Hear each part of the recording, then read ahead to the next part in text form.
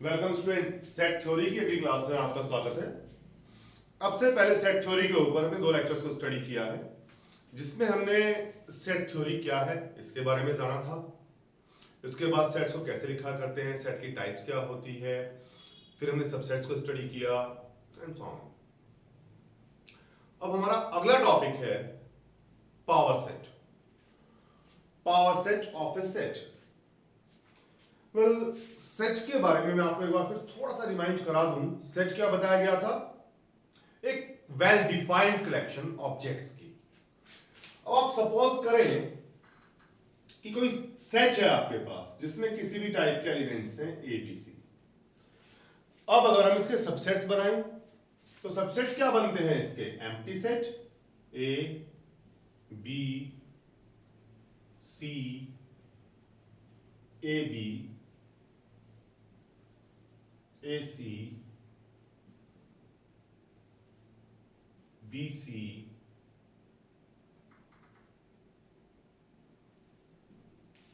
And A B C. आप कोई और एग्जांपल भी ले सकते हैं।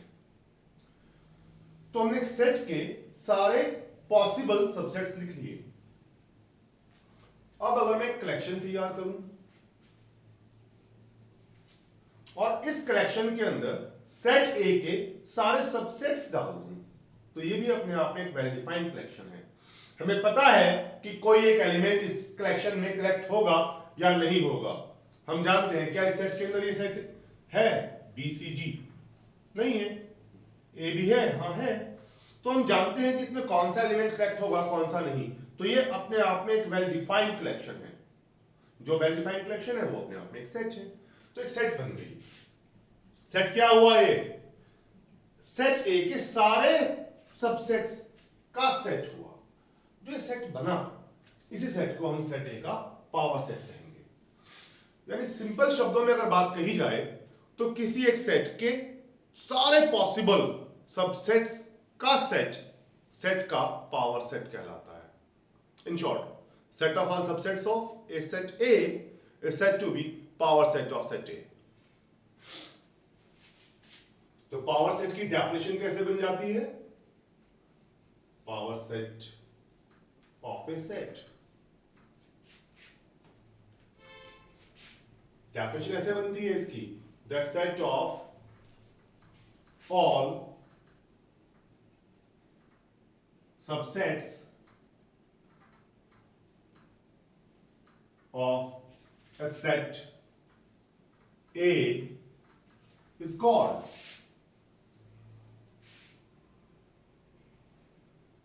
power set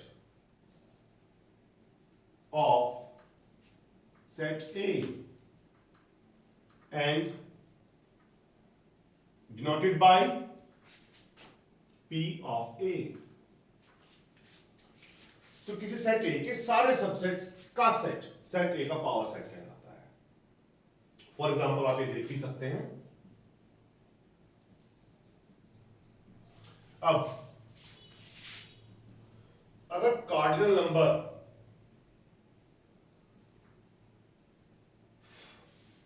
अगर किसी सेट ए के कार्डिनल नंबर्स हमारे पास n है, तो उसके पावर सेट के कार्डिनल नंबर्स क्या होंगे? Well, cardinal number that means number of element in the set. अगर सेट ए में n एलिमेंट है तो उसके कुल कितने सबसेट्स बना करते हैं? 2 to the power n। और सभी सबसेट्स का सेट ही पावर सेट है, तो पावर सेट ऑफ ए में कितने एलिमेंट आ गए? 2 to the power n। अब अगर मैं पावर सेट का भी पावर सेट रेडी कर दूं, मतलब पावर सेट ऑफ ए है तो एक सेट ही, इसके सारे पॉसिबल सेट्स की सेट बना दें अगर हम, तो पावर सेट ऑफ ए कहलाएगा। उसमें कितने एलिमेंट हो जाएंगे? अगर इस सेट में m एलिमेंट हैं तो इसके पावर सेट में 2 की पावर m एलिमेंट होंगे, that is 2 to the power n and so on. चलिए अब आगे बढ़ते हैं। नेक्स्ट आता है अब आपके पास universal set. Well, universal set, suppose करें आप एक प्रॉब्लम के ऊपर काम कर रहे हैं, तो उस प्रॉब्लम में जितने भी सेट इंक्लूड हैं, जितने भी सेट इन्वॉल्व हैं, उन सेट्स के सारे एलिमेंट्स को अगर आप एकत्र कर लें, एक साथ कर लें, कलेक्ट कर लें, तो जो उनकी कलेक्शन बनती है वेल डिफाइंड रहती है, सेट बन जाती है। वो जो सेट बनता है वो यूनिवर्सल सेट कहलाता है। दैट मीन्स अगर किसी प्रॉब्लम में कुछ सेट्स इन्वॉल्व हैं, तो उन सबका जो सुपर सेट बनेगा, the super set of sets involved in a problem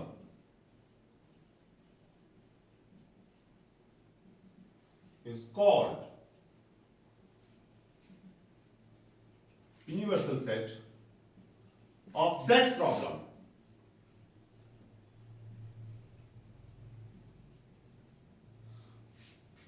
मतलब जैसे सेट ए है आपके पास, इसमें एलिमेंट्स हैं 1 2 3, सेट बी है, इसमें एलिमेंट्स है 4 6, सेट सी है, इसमें एलिमेंट्स है 4 5 6 7 8, अरे 8 लिखा ही नहीं 8, सेट डी है, इसमें एलिमेंट्स है 7 9 एंड 10। तो आप देख सकते हैं ए बी सी डी सभी सेट्स का जो सुपर सेट है, यानी कि एक ऐसा सेट जिसमें इन सारे सेट के एलिमेंट्स हैं 1 2 3 4 5 6 7 8 9 10, जो इन सभी सेट्स की सुपर सेट है, यानी कि ये सारे सेट जिसके सबसेट हैं, वो सेट इस प्रॉब्लम का यूनिवर्सल सेट कहलाएगा। Universal set according to problem change हो जाया करते हैं। जैसे किसी प्रॉब्लम में यूनिवर्सल सेट ये है तो किसी और में कुछ और बन जाएगा, एंड सो ऑन। तो आप नोट कर सकते हैं इसे, वीडियो को पॉज करते हुए, फिर हम आगे बढ़ते हैं।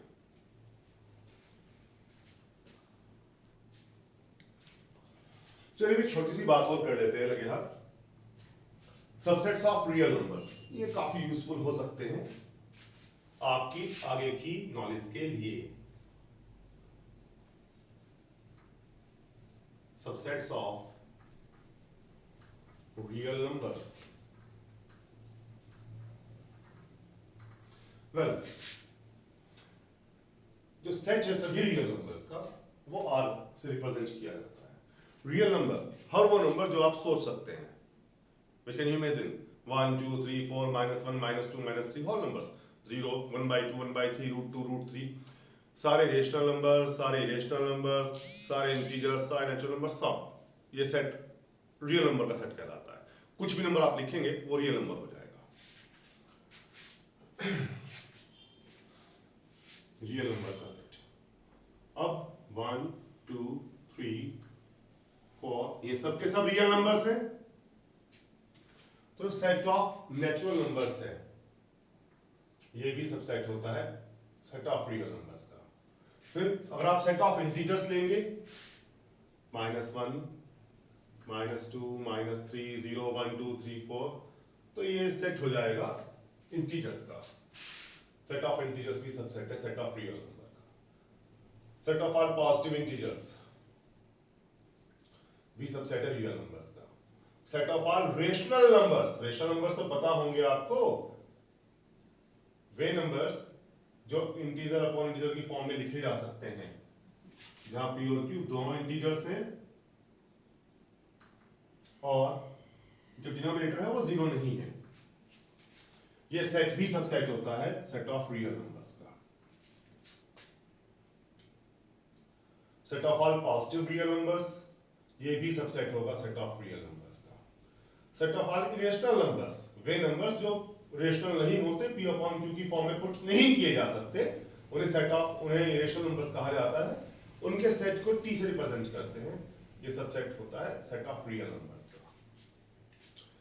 इसके बाद जो ज्यादा इंपॉर्टेंट बात है, इंटरवल, इंटरवल्स। तो आप इमेजिन करें एक ऐसा सेट जिसमें सारे रियल नंबर्स आ जाएं, दो नंबर्स a और b के बीच के, और खुद a और b भी सेट के अंदर प्रेजेंट होंगे।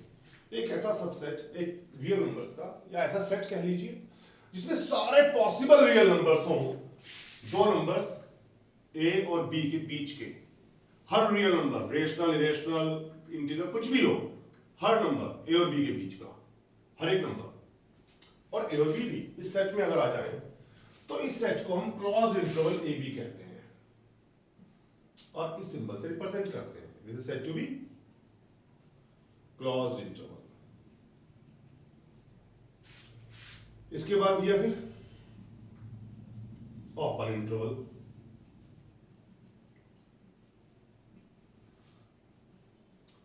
ए बी एक ऐसा सेट जिसमें सारे रियल नंबर्स आए, दो रियल नंबर ए और बी के बीच के, हर नंबर जो बी और बी के बीच में लाइज रहता है इस सेट के अंदर रहे, बस ए और बी ना हो। ऐसा है तो हम इस सेट को ओपन इंटरवल कहते हैं और इस तरह रिप्रेजेंट करते हैं। कुछ ऑथर्स, कुछ लोग इसे ऐसे भी यूज कर लेते हैं, एक ही बात है। इसके बाद है semi closed intervals. Semi closed intervals जैसे आप ये इंटरवल बनाए A B, closed from left, open from right, ये एक ऐसा सबसेट आएगा रियल नंबर्स का जिसमें ए और बी के बीच के सारे रियल नंबर रहेंगे। ए होगा बट बी नहीं होगा। इसे आप राइट ओपन सेट भी, राइट ओपन इंटरवल भी कह सकते हैं, लेफ्ट क्लोज्ड भी कह सकते हैं। अगर आप ये बनाएं तो इसे हम राइट क्लोज्ड या लेफ्ट ओपन इंटरवल भी कह सकते हैं। और आप समझ पा रहे होंगे ये भी एक सबसेट होगा रियल नंबर्स का जिसमें सारे रियल नंबर्स आते हैं ए और बी के बीच के। इसमें बी होता है, ए नहीं होता। तो आप वीडियो को पॉज करते हुए इन्हें भी एक बार नोट कर सकते हैं।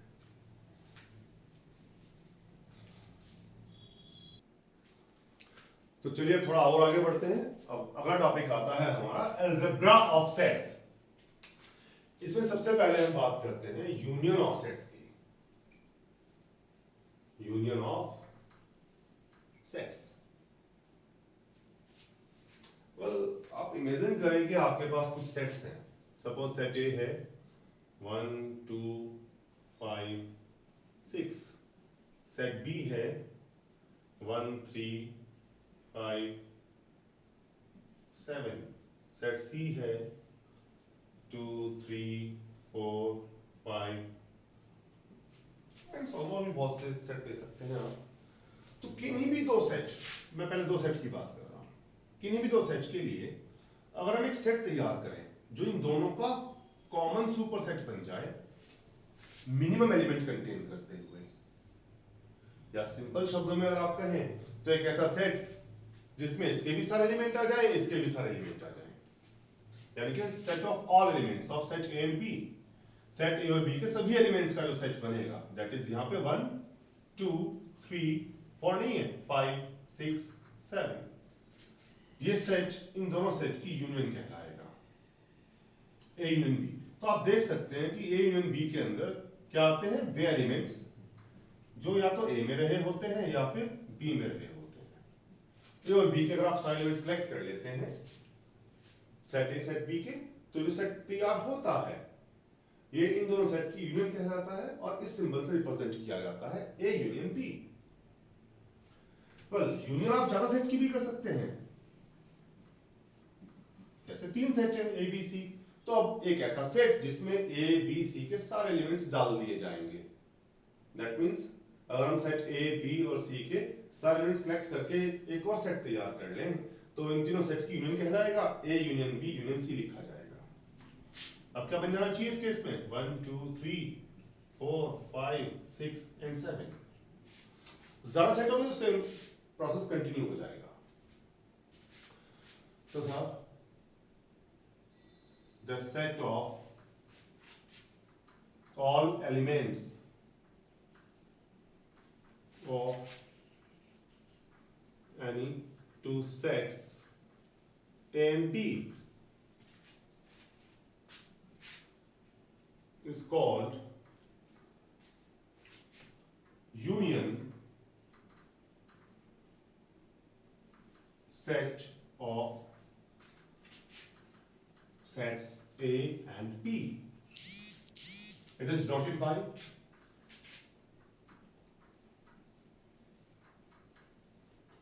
इसे डिनोट करते हैं हम A यूनियन B से।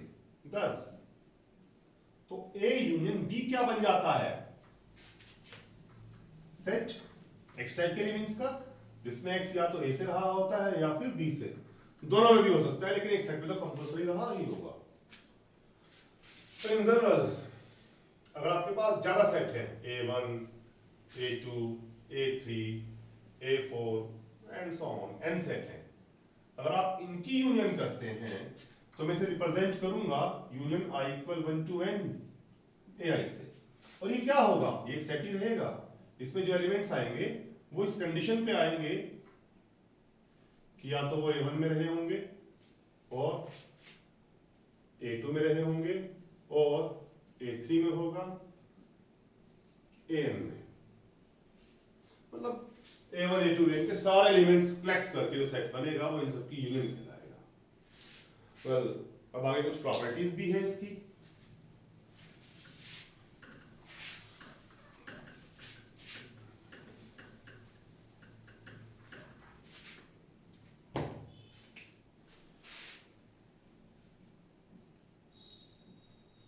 Properties of union of sets।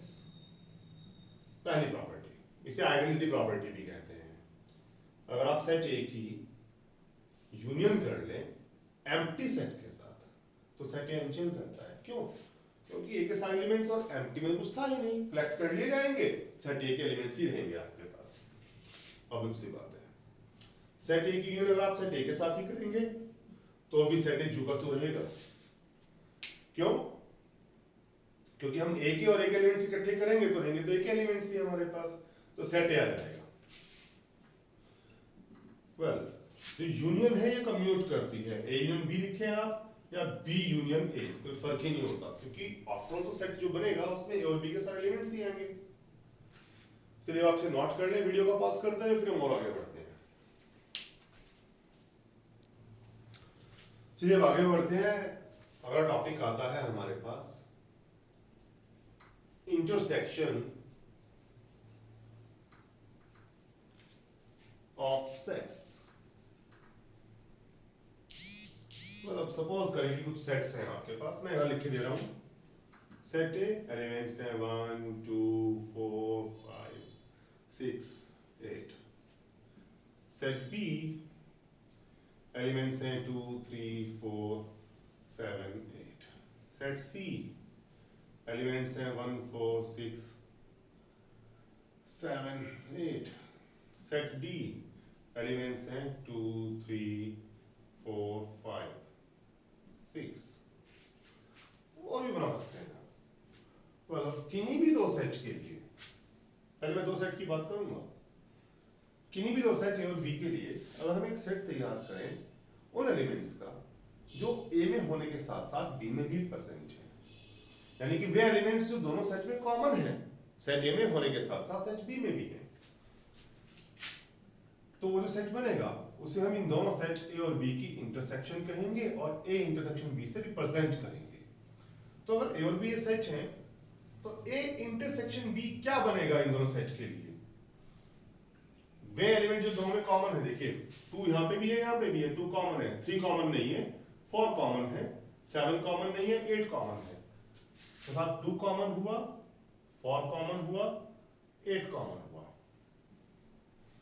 अगर मैं सेट B और C के लिए ऐसे लिखूं तो B इंटरसेक्शन C क्या बन जाएगा? उन एलिमेंट्स का सेट जो B में होने के साथ साथ C में भी है, दैट मींस दोनों में कॉमन है उन एलिमेंट्स का सेट। तो 2 कॉमन नहीं है, 3 कॉमन नहीं है, 4 कॉमन है, 4 इज कॉमन, 6 कॉमन नहीं है, 7 कॉमन है, 8 कॉमन है। ऐसी C और D की इंटरसेक्शन अगर आप लिखें तो वे एलिमेंट्स जो दोनों में कॉमन है, C में भी है और D में भी है, इनकी इंटरसेक्शन कहलाएगा, इस सिंबल से रिप्रेजेंट किया जाएगा। 1 कॉमन नहीं है, 2 कॉमन नहीं है, 4 कॉमन नहीं है, 4 कॉमन है, 6 कॉमन है, बस, आगे कोई कॉमन नहीं है।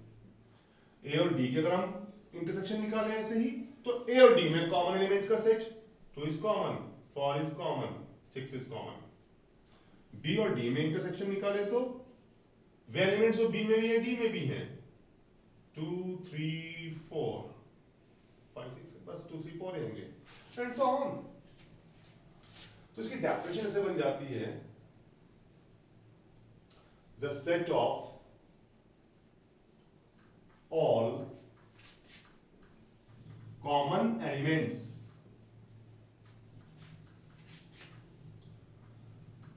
in sets A and B is called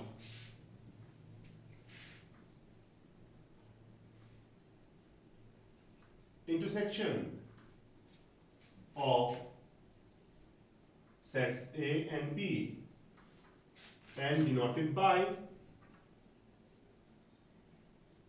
A intersection B। तो A intersection B जो सेट बना हमारे पास, क्या हुआ, इसमें वे एलिमेंट्स आएंगे जो A में होने के साथ साथ B में भी है। देखो यूनियन में तो वो एलिमेंट्स जो A में थे या B में थे इकट्ठे हो गए थे, इंटरसेक्शन में वही एलिमेंट्स आएंगे जो दोनों में कॉमन हुए हैं। तो यहां पे इस बात का ध्यान रखा जाए, अगर x A यूनियन B से बिलोंग करता है तो या तो x A में रहा होगा या फिर x B में रहा होगा, एक में भी हो सकता है, दोनों में भी हो सकता है। बट अगर x A इंटरसेक्शन B से बिलोंग करता है तो कंपलसरी हो जाता है कि x A में होने के साथ साथ x B में भी रहा होगा। Is it clear? अब जैसे प्रॉपर्टीज यूनियन की थी ऐसी कुछ प्रॉपर्टीज इंटरसेक्शन की भी है। Properties of intersection of sets लिख दूंगा इसमें। पहली तो वही है, अगर आप ए की इंटरसेक्शन एम्प्टी सेट के साथ करें, देखो यूनियन में तो ए ही आ गया था बट इंटरसेक्शन में एम्प्टी सेट आएगा। क्यों? क्योंकि ये दोनों के कॉमन एलिमेंट का सेट हुआ और इसमें कुछ कॉमन हो ही नहीं सकता क्योंकि ये तो खाली है। तो सेट हमें मिलेगा वो खाली ही रह जाएगा, एम्प्टी रह जाएगा,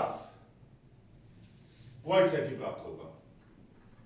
उसके बाद अगर आप ए की इंटरसेक्शन ऐसे करेंगे तो ए और ए में कॉमन एलिमेंट सारे एलिमेंट्स ए के तो आ जाएंगे। उसके बाद अगर दो सेट ए और बी लिए जाए तो जो कलेक्शन ए इंटरसेक्शन बी बनेगी वही कलेक्शन बी इंटरसेक्शन ए भी बनेगी। इसका ध्यान रखिएगा। फोर्थ प्रॉपर्टी भी है, एसोसिएटिविटी कह सकते हैं, ये यूनियन के लिए भी है, इंटरसेक्शन के लिए भी है। अगर तीन सेट हैं आपके पास ए बी सी, आप बी और सी की इंटरसेक्शन पहले करते हैं, एक सेट आता है ए की इंटरसेक्शन उसके साथ कर लेते हैं, या ए और बी की पहले कर लेते हैं बाद में सी की करते हैं, तो रिजल्ट एक ही आता है। Same is true for union, union के लिए भी ये ट्रू है। अगर आप बी और सी सेट की यूनियन पहले करते हैं ए की बाद में, या ए और बी की पहले कर लेते हैं और सी की बाद में, तो रिजल्ट एक ही आता है।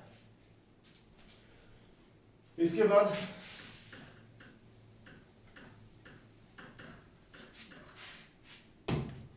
अब अगर आपके पास ज्यादा सेट्स हो जाते हैं A1, A2, A3, A4, suppose n sets हैं, तो हम इन सब की इंटरसेक्शन से अर्थ निकालेंगे, समझेंगे। एक ऐसा सेट जिसमें A1, A2, An के सारे कॉमन एलिमेंट्स आ जाते हैं, इसमें वे एलिमेंट्स आएंगे जो A1 में भी रहे होंगे, A2 में भी रहे होंगे और An में भी रहे होंगे। और इसे आप ऐसे रिप्रेजेंट करेंगे, intersection I equal 1 to n AI, A1, A2, An इन सब की इंटरसेक्शन का सेट, इनके सभी कॉमन एलिमेंट्स का सेट। जैसे मैं यहां पे एक सेट लिखूं, A intersection B intersection C intersection D, तो क्या बनेगा इन सेट्स के लिए?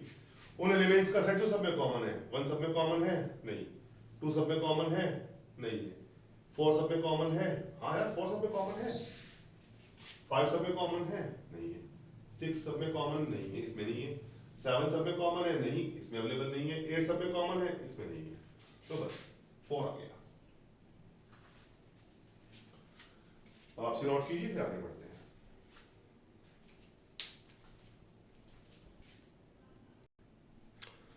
चलिए हमारे टॉपिक की ओर आते हैं। अगला टॉपिक है हमारा डिफरेंस ऑफ सेट्स। ये सिर्फ 2 सेट के डिफाइन होता है। जैसे यूनियन तो हम कई सेट्स के डिफाइन कर लेते हैं, इंटरसेक्शन भी कई सेट्स के डिफाइन कर लेते हैं, लेकिन जो डिफरेंस है ये सिर्फ 2 ही सेट के डिफाइन किया जाता है। तो किन्हीं भी 2 सेट ए और बी के लिए अगर हम डिफरेंस की बात करें, ए माइनस बी, 2 सेट है ए और बी, तो ये एक ऐसा सेट बनेगा जिसमें वे एलिमेंट्स आएंगे जो ए में तो होंगे लेकिन बी में नहीं होंगे। ए माइनस बी सेट से हमारी सेंस होगी ए में से बी के एलिमेंट जो कॉमन थे निकाल दिए जाए। तो इसमें ए के वही एलिमेंट्स आएंगे जो बी में प्रेजेंट नहीं है। ऐसे अगर मैं बी माइनस ए लिखूं तो इसमें बी के वे एलिमेंट्स आएंगे कौन से, जो ए में नहीं है। जैसे इन सेट ए और बी के लिए अगर मैं ए माइनस बी तैयार करूं तो ए के वे एलिमेंट जो बी में नहीं है, 1 बी में नहीं है, 2 तो बी में है, 4 बी में है, 6 बी में नहीं है, 8 बी में है। तो ए के वे एलिमेंट्स जो बी में नहीं आ पाए, अगर हम तैयार करते बी माइनस ए तो बी के वे एलिमेंट्स लेंगे जो ए में नहीं आते। 2 ए में है, 3 ए में नहीं है, 4 ए में है, 7 ए में नहीं है, 8 ए में है, तो b माइनस आ जाता है 3 7। ऐसे अगर हम यहां पे c माइनस डी निकालें तो c के वे एलिमेंट्स जो d में नहीं आते, 1 d में नहीं आता, 4 d में आता है, 6 d में आता है, 7 d में नहीं आता, 8 d में नहीं आता, c माइनस डी बन जाएगा एंड सो ऑन।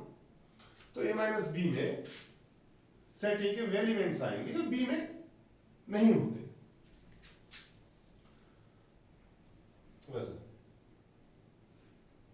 तो इसकी डेफिनेशन कैसे बन जाती है, the set of all those elements of a set A which does not belongs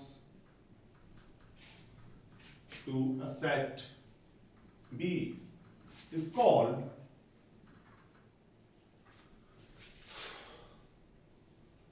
difference set of A and B denoted by A minus B. A minus B. Thus A minus B एक set बन जाता है। इसमें set A के वे elements आते हैं जो B में नहीं रहे होते। अब यहाँ पे अगर मैं कुछ प्रॉपर्टीज तैयार करने की कोशिश करूं तो ऐसे ही अगर आप A माइनस एम्प्टी सेट लेंगे तो A के वे एलिमेंट जो इसमें नहीं आते, इसमें तो कुछ आता ही नहीं है, तो सेट A ही आ जाएगा। अगर आप सेट A से सेट A को सब्ट्रैक्ट करें, 0 नहीं आता, सेट ही आता है। सेट क्या आएगा, A के उन एलिमेंट्स का जो A में नहीं होते, तो ऐसा कोई एलिमेंट हो ही नहीं सकता, तो ये सेट खाली रह जाएगा, एम्प्टी सेट आएगा, ना कि 0।